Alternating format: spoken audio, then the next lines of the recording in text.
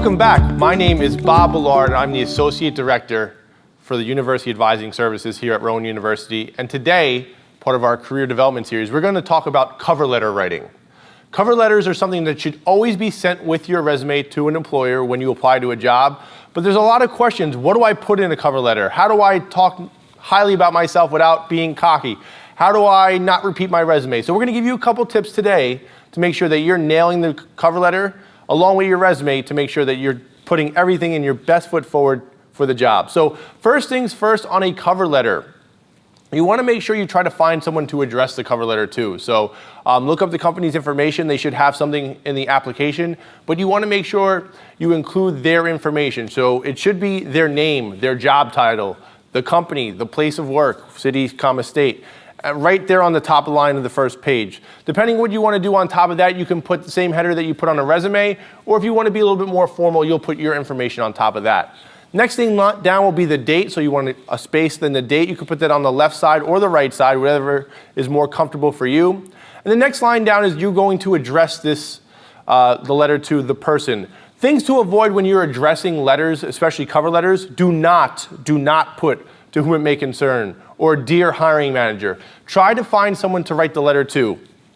If you cannot find someone to write the letter to, or it's a very large company, you're better off probably not addressing it at all. "To whom it may concern" gives a very wrong feel to your letter. And again, we talked about first impressions a lot in some of the other videos. We want to make sure you're nailing that first impression. So getting to the letter itself, a cover letter should really think about being in third grade again. It is your third grade paper.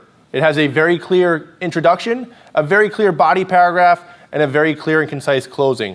Cover letters should be on one page only. They should be single spaced, usually 11 font or 12 font. Depending on kind of what you're doing there. 1-inch margins, usually don't play with the margins on cover letters, and being short and concise is usually better.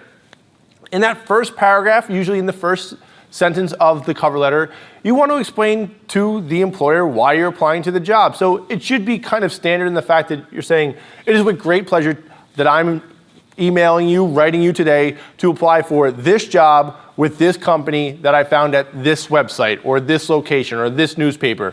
And the reason why you do that, sometimes human resources likes to know where you found the job. So making sure that you tell them the job title, the job company, and where you located the job. Also, this is incredibly important.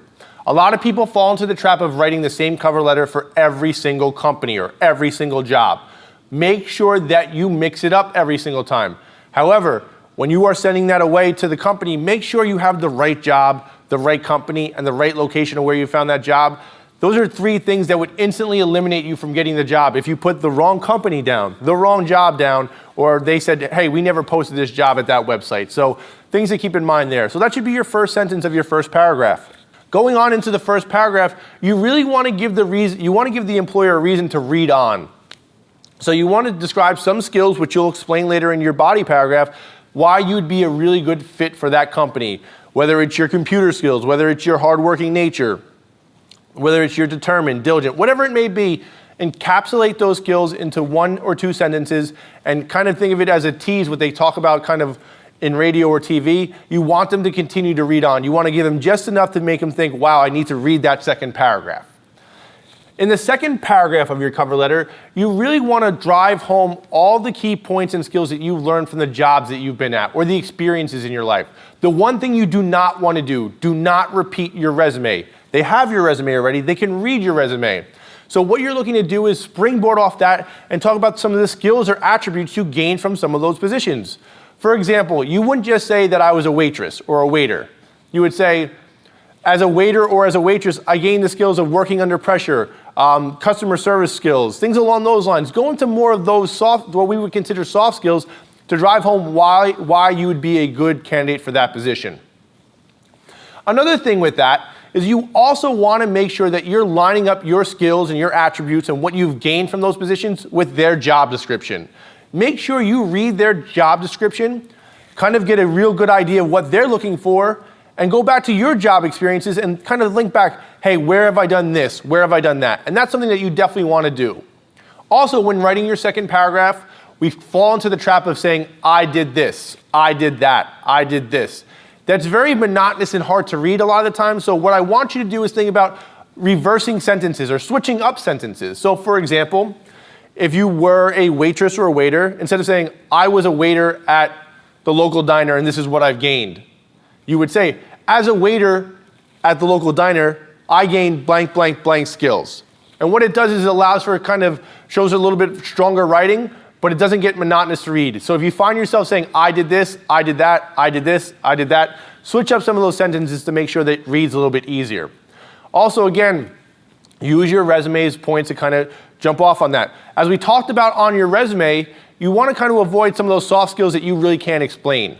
So for example, if you can't show me that you were hardworking on your resume, I would tell you probably to leave it out. However, if you can explain very clearly on your cover letter how your hardworking nature allowed you to grow or develop in a field, make sure you put that there. The difference between a resume and a cover letter in that fashion is that you really have the opportunity to flesh out your skills and abilities and things that you've learned, things that you've gained from your experiences. Again, your body paragraph, that second paragraph, should be about 5 to 6 sentences. You can have 2 paragraphs there, but make sure there are 2 very clear thoughts there. So we have a clear introduction, we have a very clear body paragraph, and the last paragraph is your conclusion. Your conclusion, give them one very clear summation sentence why they should hire you, all the way down the line. So one sentence to pretty much bring them in, and then following that, you also always want to make sure you include your phone number and your email address and where you can be contacted if they want to interview you or if they want to discuss your qualifications further. That's very, very important. Again, your conclusion probably about 2 to 3 sentences, bringing it all together. And lastly, you'll have a couple lines down. Sincerely, you will sign down there, and you'll usually put enclosures. You always enclose your resume, and you should always enclose a reference list. So in conclusion, a very good cover letter should have the following. It'll have your information on the top of the page, whether that's in the formal setting or you use the same thing that you use on your resume with your name and address. Next lines down is going to be the company's information along with who you're writing it to.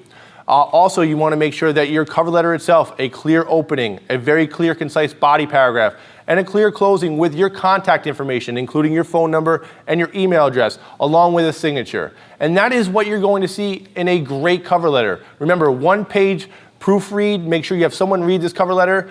If you're not sure, make sure you can always ask your faculty, your staff, ask your friends, have someone read the cover letter. Also, you can also contact the Office of Career Advancement for more help with cover letters. My name is Bob Bullard, Associate Director of the University Advising Services here at Rowan University. And if you have any questions, please don't hesitate to ask.